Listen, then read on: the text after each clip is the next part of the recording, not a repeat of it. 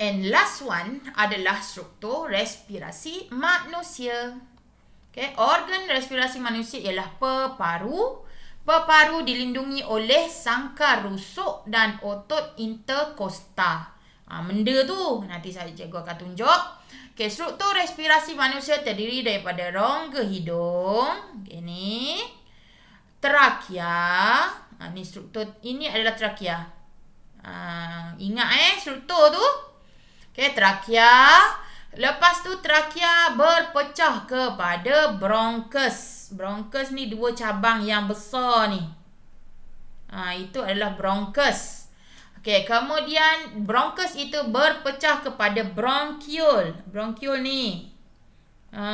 Okay, ni bronkiol. Yang saya warna kuning ni. Okay, ini adalah bronkiol. Dan akhir sekali, bronkiol di hujung bronkiol itu tinggallah ada yang bulat-bulat ni kita panggil sebagai alveolus. Ini alveolus. Okey. Jadi itu adalah struktur untuk pernafasan manusia. Okey, dan benda lain lagi adalah diafragma, tulang rusuk, otot interkosta dan sangkar rusuk. Jadi apa tu? Okey, kejap. Kalau sangkar rusuk ni sangkar rusuk. Ni tulang rusuk kita ni lah sangkar rusuk. Ni lah kawasan ni dalam kawasan kita ni, dalam kawasan sangkar rusuk. Okey. Kemudian yang mana adalah tulang rusuk tu, sangkar dia tu terdiri daripada tulang rusuk lah. Okay, tapi kita dalam nak cerita sistem respirasi, kita akan sebut sangkar rusuk. Kita tak sebut tulang rusuk. Okay. Dan seterusnya satu lagi fungsi tu adalah diafragma. Diafragma duduk mana? Ni diafragma ni. Warna hitam ni. Bawah. Okay, diafragma. Jadi, dia ni kalau kita nak hembus nafas, dia akan tolak ke atas lah. Tolak udara tu keluar. Kalau kita nak menarik nafas, dia akan turun ke bawah. Dia akan mengembang, mengendor dia turun bawah. Kalau dia menarik nafas, dia akan mengecut dan naik ke atas.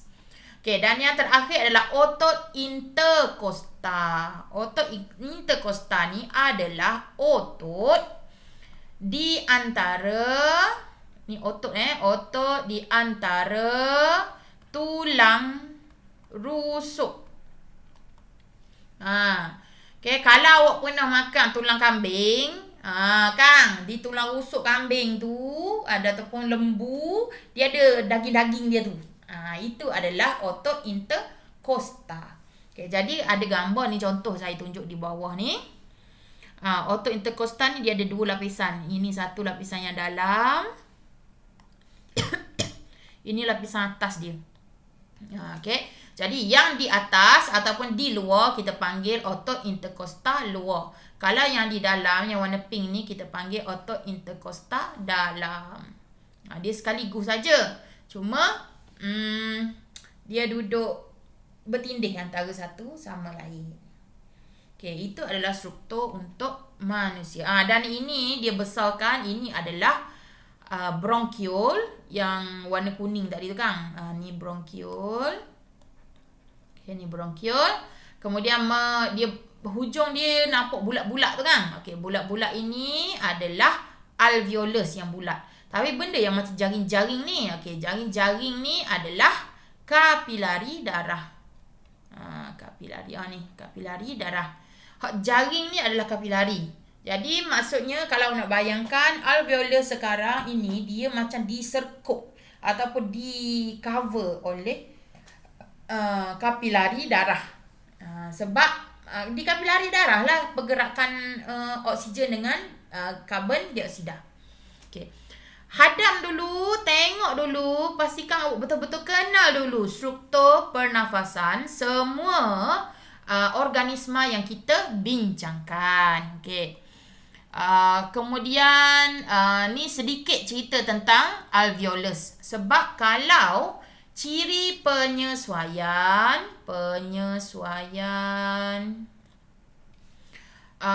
sistem respirasi manusia. Jadi awak cuma perlu cerita tentang alveolus sahaja. Tak payah cerita tular rusuknya akan sangkar rusuk akan menaik jadi keluar, tak payah. Okey, cerita ciri penyesuaian hanyalah cerita pasal alveolus. Okey, yang pertama, paru-paru mempunyai berjuta-juta alveolus. Maksudnya dia ada banyak. Jadi bila ada banyak alveolus, apa dia punya kelebihan dia? Ia menyediakan jumlah luas permukaan yang besar untuk pertukaran gas. Itu. Ingat, banyak alveolus, banyak jumlah luas permukaan. Okay, itu yang pertama. Yang kedua, dinding alveolus yang lembap dan nipis setebal satu sel. Bila saya ceritakan tadi, yang masa ikan tadi pun lamela, lembap dan nipis.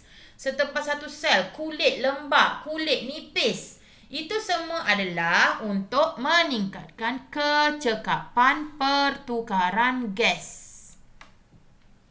Ingat ciri nombor 2. Dan yang ketiga, banyak jaringan kapilari darah. Okey, jaringan kapilari darah yang banyak.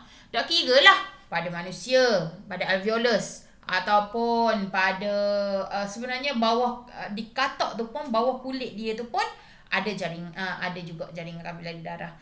Kemudian di ikan pun ada banyak kapilari darah di lamela. Okey, jadi bila banyak kapilari darah ni tujuannya untuk apa?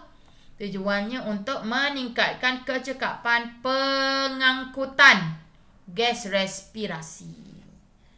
Ni 3 benda. Kalau boleh jawab ni memang full mark, 6 markah, no hal. Okey, jadi sampai setakat ni dulu kita punya video. Next kita akan masuk kepada mekanisme pula. Okey, Assalamualaikum warahmatullahi wabarakatuh.